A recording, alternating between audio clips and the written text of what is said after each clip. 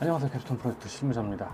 사실은 제가 본업이 있죠. 원래 굉장히 오랫동안 하던 일은 마케팅 기획 쪽 일이었습니다. 하지만 그럼에도 불구하고 제가 지금까지 유튜브에서 단 한 번도 마케팅과 기획 이런 분야에 대해서 이야기를 한 적은 거의 없어요. 하지만 오늘 영상을 기점으로 해서 조금씩 마케팅이나 기획적인 내용을 이야기해 보려고 합니다. 오늘은 그 첫 번째 시간이고 그 주제로 선정한 것이 바로 바이럴 마케팅입니다. 온라인으로 마케팅을 한다고 하면은 블로그, 카페 같은 공간에 글을 써내려서 노출을 시키는 것이라고만 생각을 하던 때가 있었어요. 바이럴 마케팅이죠. 지금이야 정말 다양한 광고 플랫폼들이 등장을 했고 다양한 콘텐츠에서 다양한 광고를 진행을 할 수가 있게 되었습니다. 그래서 광고를 집행하는 담당자, 저 같은 담당자들 입장에서 보자면 너무 많은 광고 플랫폼들이 등장하고 그런 것들이 생성이 되다 보니까 머리가 아파졌어요.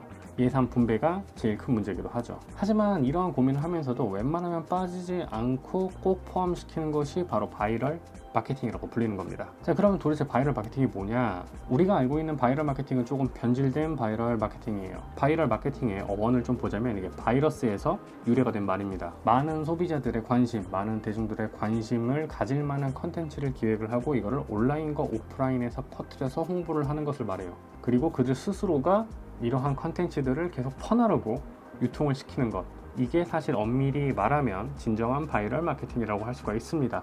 우리가 흔히 알고 있는 입소문 마케팅이라고 불리는 게 바로 바이럴 마케팅이에요.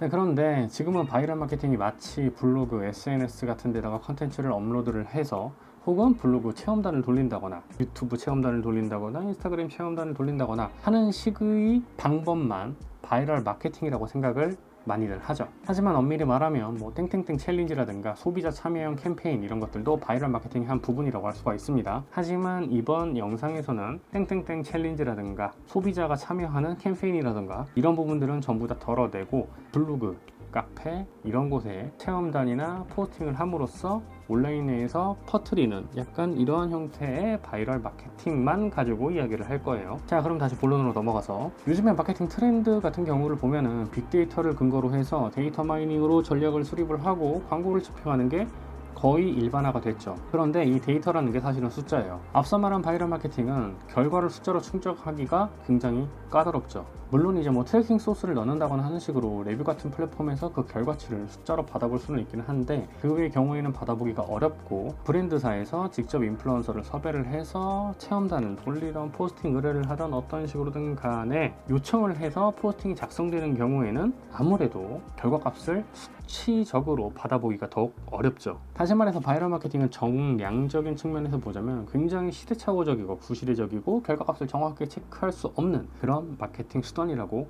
생각을 할 수가 있습니다. 때문에 어떤 마케터들 같은 경우에는 이런 바이럴 마케팅들이 구시대의 산물이고 측정이 어렵다는 이러한 이유로 혹은 불가능하다는 이유로 불필요하고 쓸데기 없고 효과가 없는 마케팅이라고 생각하시는 경우도 있어요. 자, 그러면 이 바이럴 마케팅 정말 과연 그럴까? 아마 이렇게 얘기를 하면은 어떤 분들은 공감을 하시고 어떤 분들은 공감을 하지 못하시겠죠. 참고로 저는 후자에 가깝습니다. 공감하지 못해요. 제 경우에는 바이럴 마케팅이 필요하다고 생각을 해요. 이렇게 생각하는 이유는 바이럴 마케팅을 통한 컨텐츠 유통이 결과적으로는 고객과의 접점을 확대하는 데 굉장히 중요한 역할을 하고요. 그리고 두 번째로는 고객이 필요로 하는 정보를 바이럴 마케팅에 사용되는 컨텐츠를 통해서 제공을 해줄 수가 있습니다. 자, 그러면 첫 번째 고객과의 접점을 확대하는 바이럴 마케팅 이 부분에서 먼저 보도록 하죠.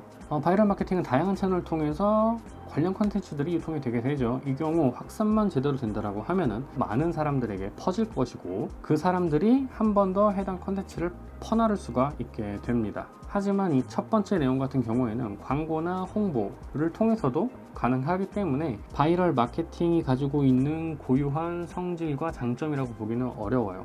하지만 이 두 번째 내용, 그러니까 소비자들이 원하는, 고객들이 원하는 정보를 제공해 줄 수 있다는 점은 어떻게 보면은 SNS라던가 좀 여러 온라인 광고 매체들 혹은 오프라인 매체를 통틀어서 제일 가장 강력한 바이럴 마케팅이 아닌가 싶습니다. 자, 그럼 이렇게 생각하시는 분들 계실 거예요.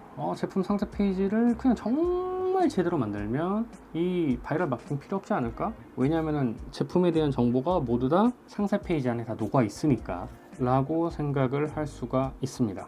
하지만 소비자들은 정말로 확실하고 믿을 수 있고 신뢰하는, 자기가 최애하는 브랜드가 아닌 다음에야 웬만한 제품들을 구매할 때는 일단 기업에서 제공하는 정보는 의심을 하게 됩니다.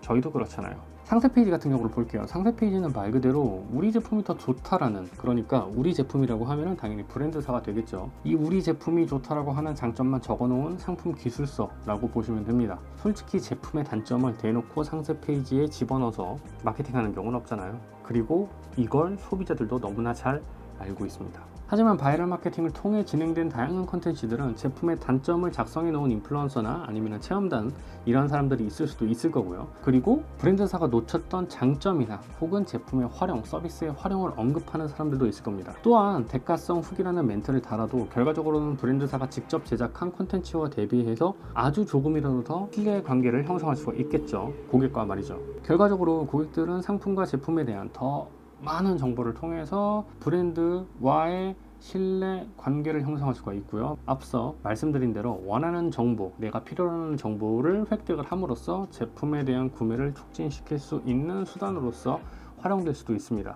사실 바이럴 마케팅은 단순히 인플루언서를 섭외하거나 별도의 플랫폼을 통해서 체험단을 모집하고 그들에게 포스팅을 의뢰하는 이런 단순한 메커니즘이 아니에요. 바이럴 마케팅 효과를 보기 위해서는 우리가 의도한 방향에 맞게 소비자들이 먼저 콘텐츠를 추가로 더 생성을 할 수 있도록 하고 확산될 수 있도록 설계하는 것이 필요합니다. 그런데 이거는 굉장히 까다롭고 어렵겠죠. 정량적인 수치로 측정할 수 없는 바이럴 마케팅이기 때문에 이게 더욱 어렵습니다.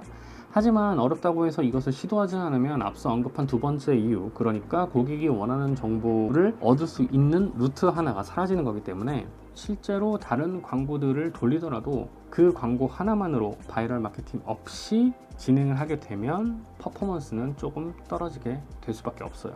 이게 바로 체험, 리뷰형 컨텐츠들이 아직까지도 여전히 사랑받고 있는 이유이기도 합니다. 여튼 그래서 바이럴 마케팅은 전체 마케팅 비중의 비율을 조금 줄이더라도 진행할 필요가 있는 그러한 마케팅 전략이라고 생각을 하시면 좋을 것 같아요. 최소한 저는 그렇게 생각을 합니다.